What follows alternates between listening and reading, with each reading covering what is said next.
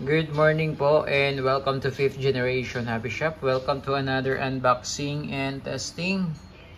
Shout out po natin Sir Alvin of Cebu. Okay, so now we're going to test and unbox the Beretta. This is airgun po. Disclaimer, this is just an airgun. Beretta, yan po. CO2 powered airgun pistol. This is the PX4 Storm. Yan, dual ammo. Baliktaran po yung magazine niya. So, meaning to say, pwede siyang pellet. So, this is caliber 177 lead pellets. Yan.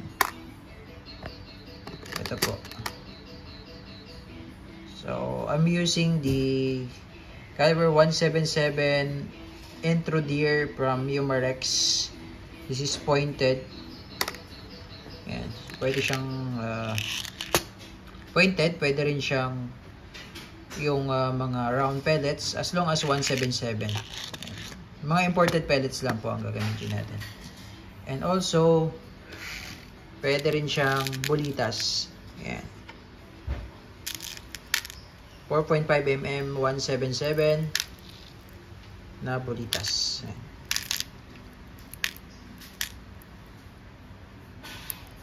Kasi dual ammo siya eh. Dual.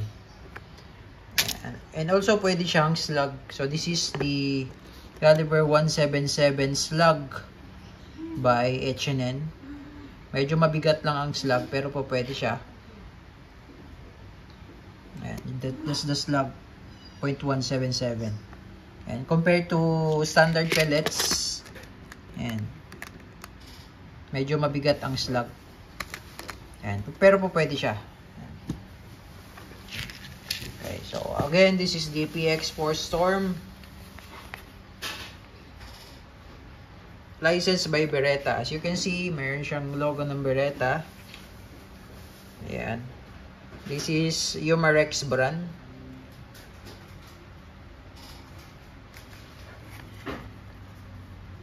Airgun pistol. Ayan. Caliber 177 CO2 powered. Okay, again, shout out po kay Sir Alvin of Cebu. And also comes with maintenance manual. This is made in Germany. And PX4 Storm airgun pistol. Yeah. Beretta trademarks licensed by Beretta Italy. And made for Umarex Germany. Okay, so tingnan natin yung magazine niya. Ano yung magazine niya na baliktaran kasi nga dual ammo siya. So we will load the steel ball and also the standard pellets and also the tawag ito yung slug. Okay, so 177. Okay, now we have CO2 cartridge. Ito yung hangin or yung propellant. This is Puff Dino. Ayan, 12G. Ayan, you can also use another brand naman as long as 12G. Pwede. Basta yung walang thread na CO2. So that's disposable. More or less nasa 30 shots. 30 to 40 shots more or less yung isang tanke. Okay, mamaya demonstrate natin kung saan po ito nilalagay. So dito muna tayo sa magazine. So as you can see in the picture, ito yung magazine niya na baliktaran. Ayan. So rotary mag siya. Baliktaran. So you can use, ayan, this is the slug. Ayan. Yan. Yan yung slug. Okay. So you can use the slug and also the standard or ordinary pellets. Yan. So pag maglo-load, iikot lang yung rotary. So bali 8 po ang laman yan. 8 pellet. Yan. So iikot mo lang siya. Okay? And then you can also use bolitas or steel ball. This is 4.5 mm. Yan. So, ganyan lang. So, it has magnet. Kaya hindi siya malalaglag. Yan. Hindi siya malalaglag. Meron siyang magnet dyan eh. So, part na to. Yan. Yan yung magnet. Okay, so, it depends on the user kung bolitas ang gagamitin or yung LED. Kaya siya, dual ammo siya. 8. Okay, so all in all, 16 rounds. I-ano mo lang siya, babaliktad mo lang siya. No?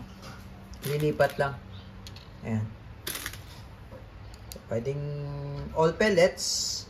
Pwede ring all steel ball.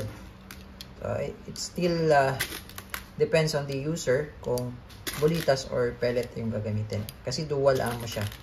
Pwede siyang pellet, pwede siyang bolitas. Okay? Ayan. So, lagyan pa natin itong ayan. So, yung capacity niya ay 8. So, regardless sa ikot, so pwedeng counterclockwise, pwedeng clockwise. Walang problema dyan. Ayan.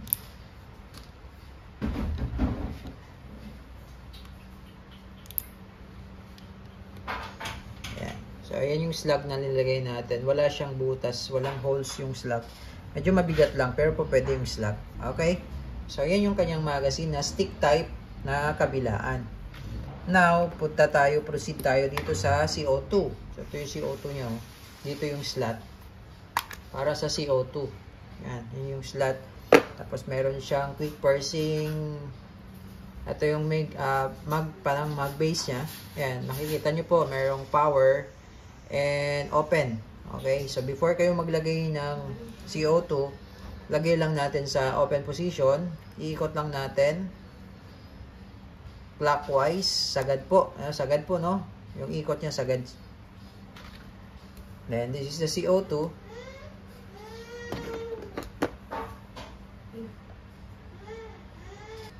Okay, so bali lalagyan lang natin ng kaunting oil yung part na yon. Then load CO2, and then may makikita kayo ditong ito yan, yung parang wheel. Yan yung higpitan niya, no? So hihigpitan nyo po, ayan, hihigpitan nyo hanggang sa sumagad siya sa dulo nitong CO2. Yan, sa sumagad. Ayan. Ayan. Pagka hindi nyo na maikot, tama na yan. Okay? So ngayon, pag ito, inikot natin, pabaliktad naman, yung sa power position niya, yung arrow yan. So, bali, ang ikot niya ay, kanina yung open, ay clockwise. Ngayon, counterclockwise. Okay, counterclockwise. So, pag inikot nyo siya, counterclockwise, yan, mapapurse na, kumbaga, mapapunctured na yung CO2 na nilagay natin. Yan, check natin. So, nakalagay siya sa safe. Sa ngayon, nakalagay siya sa safe. Ito yung safety niya, manual safety. So, take note, wala pong magazine yan. Check lang natin. Ito yung safety niya. Ayan. So, na-punctured na siya. Punctured. Ito yung safety niya. Ayan. So, mapapansin nyo yung hammer nakababa, no? Pag nilagay natin sa safe, madidikak siya. So, pag isi-safe mo, push backward, then down. Ayan. So, nagdikak yung hammer. This one, sa totoong Beretta, ito yung safety, no? Yan yung safety. Pero sa air gun, dito nilagay nila yung safety. Yan, dito nilagay. Okay? So, yung sight niya, rear, naka-fix, pati sa front. Tapos, pwede mo siyang lagyan ng accessories dito, like flashlight. Ayan.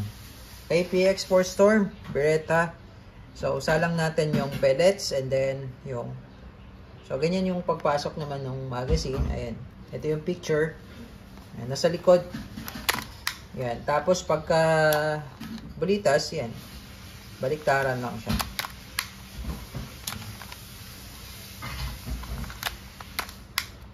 Ayan. Okay. So, testing PX4 Storm. Dual ammo airgun pistol by Umarex. Licensed by Beretta. Okay, testing. So, this is blowback po. So, pwede mo siyang ikasa. Ayan. So, blowback. So, pag kinasa mo siya na naka-safe, hindi pa rin mag-i-engage yung hammer, no? Ayan. Diba? Ayan. Hindi siya mag-i-engage. So, lagay natin sa fire. Fire mode. Ayan. Pag red, that's fire. Okay. Ayan. So, bumaba na yung hammer. And firing.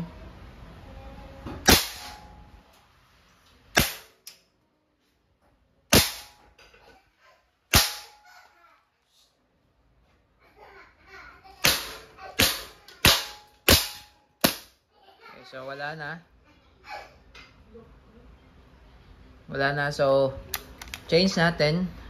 Baliktarin lang natin. So, yung kanina pala, ano yun? Pellet. So, ngayon yung bulitas naman. Lead pellet yung kanina sinalang natin.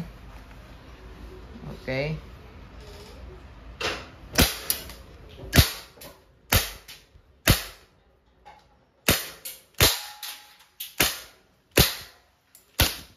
Okay, so wala na. So, hindi siya nag-open slide dahil nga rotary mag. Yan, wala na siya. Okay. So, pagka wala ng bala, pwede nyo ilagay sa safe para madikak. Huwag nyong kalabitin kasi mako-consume yung CO2 niya. Yan. Backward lang din. Down. Okay, PX4 Storm Airgun.